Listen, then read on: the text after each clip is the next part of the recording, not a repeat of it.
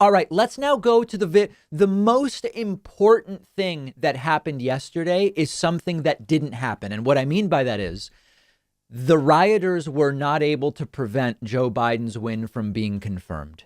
As I was saying yesterday, as we watched with increased horror during these live streams, almost 6-7 hours of stream yesterday, as we watched the Capitol breached and the Senate and House chambers evacuated and violence, even including, a woman died yesterday, a QAnon nut who believed yesterday was going to be a day of reckoning of some kind, a sort of pseudo-religious belief almost about what was going to take place. Horrible what we saw yesterday, but their goal was to prevent Joe Biden's win from being counted. Remember, states already certified on December 14th, but from being counted. And they were unable to do that. And as I said yesterday, the most important thing is safety, lock down the area, secure the building, make sure nobody gets hurt, as few people as possible get hurt. But we can't allow them to actually delay the process. And indeed, very late at night, early this morning, Congress certified the election of President-elect Joe Biden. This was, there was almost a backfire, which we will talk about in a moment. But here is the moment where Mike Pence did that. The votes for President of the United States are as follows. Joseph R. Biden, Jr. of the state of Delaware has received 306 votes.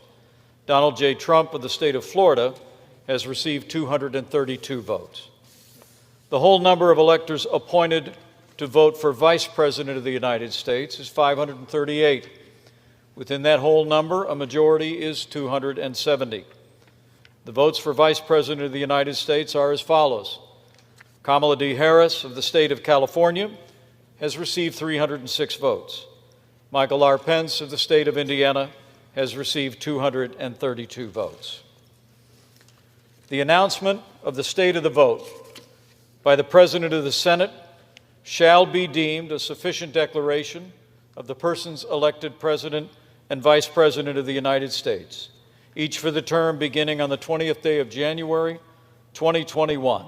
Had they been able to delay this more than a few hours, it would send a really bad signal. It would embolden them to do this in the future. And again, I want to mention, only 52 people as of right now, it may be more by the time you listen to this, only 52 people have been arrested so far.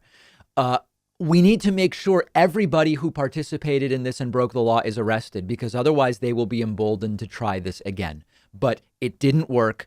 Joe Biden, everything happened. Note that despite all of this, everything happened on the day it was supposed to happen. December 14th certifications.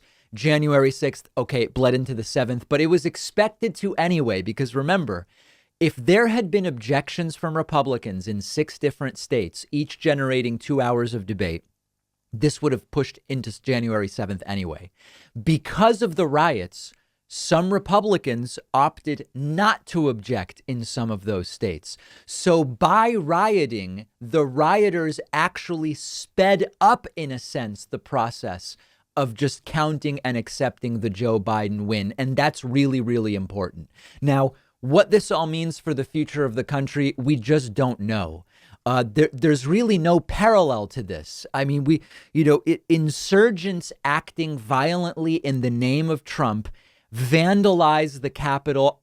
From what I saw, there has not been a breach of the Capitol like this since early 19th century. They objected without any evidence that they could put forward to the acceptance of Joe Biden's victory, claiming vaguely that it was rigged with conflicting and unhinged hypotheses. And this is essentially the worst. I mean, listen, okay, they could have also brought guns and started mowing people down, right? Like, we can all always imagine some worse scenario. But when you talk about what is the opposite of a peaceful transition of power, what is the worst that this could possibly get? What could be the possibly most dire repercussions of Donald Trump's agitation? It's essentially this. We saw it. It's disgusting. People need to be held accountable. But importantly, it's over again. Joe Biden won again, another milestone that the Trumpists were waiting for to turn the election. It didn't happen. Joe Biden's win has been confirmed, and that's a very good thing.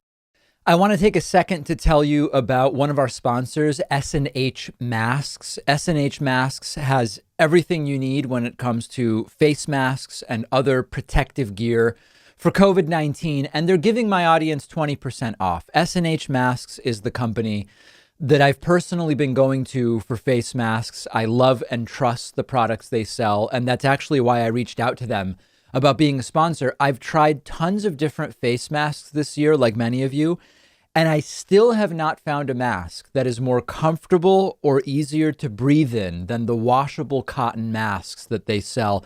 It's made of a silky, lightweight cloth that feels great on the skin, has a convenient adjustable strap. They also have disposable cloth masks, which are really comfortable, as well as all of the other gear like face shields, alcohol wipes, no-touch infrared thermometers. And all of their prices are very reasonable. I also love S&H Masks because they've donated over 60,000 masks to healthcare institutions.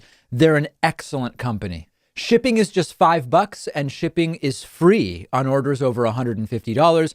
You can get there by going to davidpakman.com/mask. The link is under this video, and you can save 20% on everything in their store when you use the coupon code DAVID.